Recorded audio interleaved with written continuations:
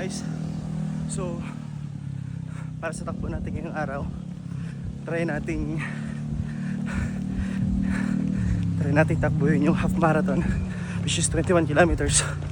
So approximately siguro mga 6 na ikot ng lake. So tingnan natin.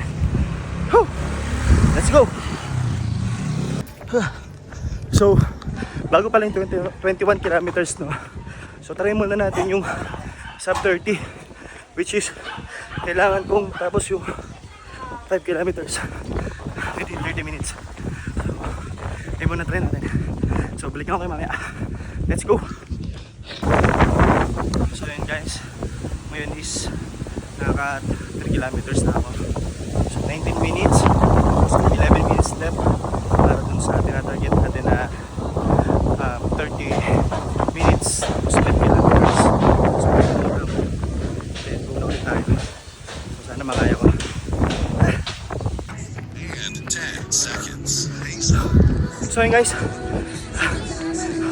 kalagpas ko lang ng 4 kilometers. So meron na ako 4 minutes. So 6 minutes na lang. 6 minutes na lang para mag 5 kilometers. Tingnan natin kung makakaya ko yung sub 30.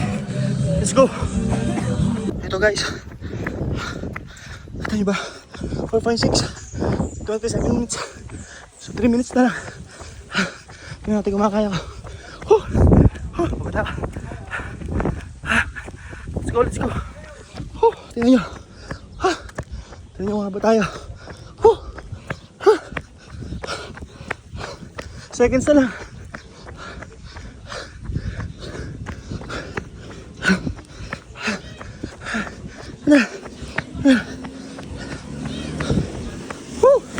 Yes! Nakaya natin guys. 5 kilometers, 30 minutes. Okay. So yun guys, pangalawang pahinga natin. So current kilometers ko is 7 kilometers.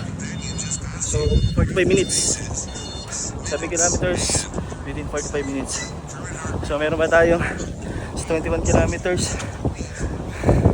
Meron ba tayong 14 kilometers? Okay. So pahinga muna tayo. Then takbo ulit tayo. Let's go!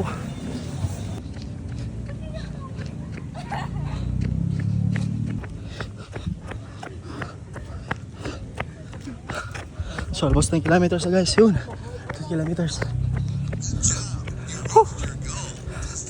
So naka 10 kilometers na tayo guys. So may running time is 106 minutes. So meron pa tayong 11 kilometers to go. Pahinga muna tayo.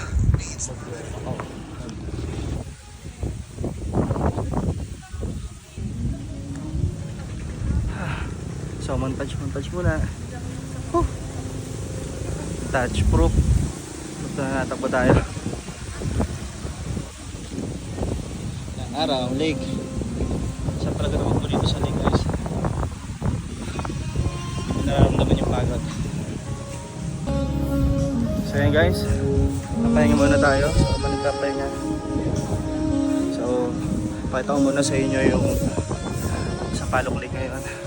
So ang oras natin ngayon is yan, 5:47 ng hapon. So makikita nyo marami tao ngayon. So ito ang view sa Palok Lake everyday. Kaya sarap tumakbo talaga dito guys. So ngayon nakaka 10 kilometers na ako pero hindi ko pa rin nararamdaman yung pagod. So 2 minutes bago tayo tumakbo ulit.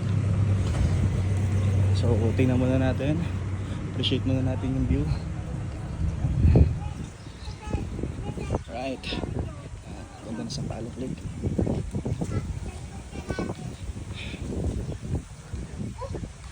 So yun guys, magbuko muna tayo para to get past hydrated. So yun naman tayo ng buko. Naka 15 kilometers na nga pala tayo guys. Tingnan lang muna tayong konti. Tapos Saan na? Sa taxi kuya. Tapos na. So medyo madilim na. So meron pa tayong 6 kilometers. So halos dalawang ikot pa yun ng lake. So tingnan natin. Mamayanin natin. Pero anong kaya ko pa naman. Inom lang tayo.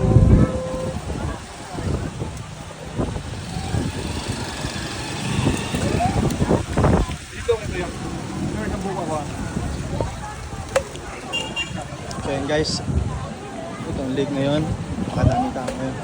Okay, palagay yung plastic.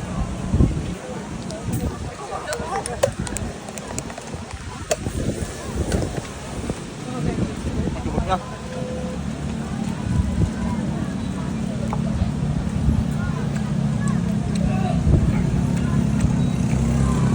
Ito yung basuram.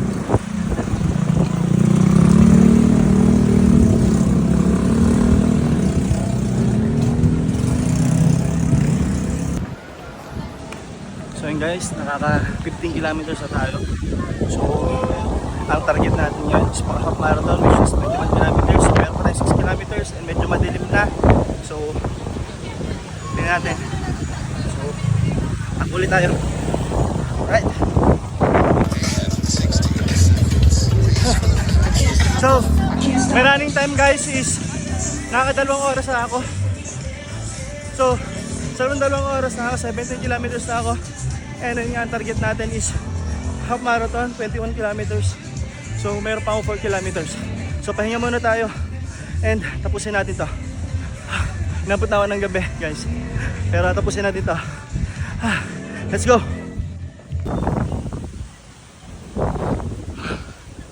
So yun guys. So current distance is 19 kilometers. So last 2 kilometers to go.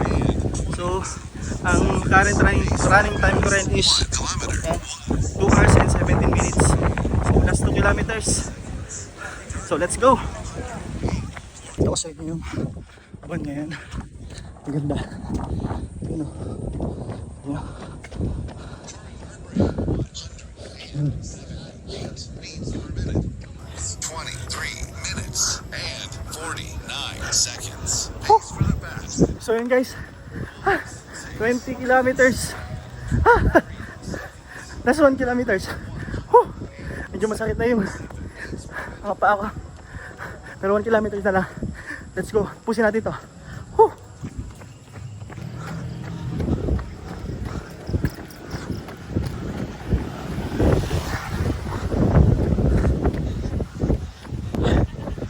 Distance 21 kilometers. Duration 2 hours 30 minutes and 45 seconds. Pace for the best. 1 kilometer. 21 kilometers. That's it guys. Whew. Success. Let's go.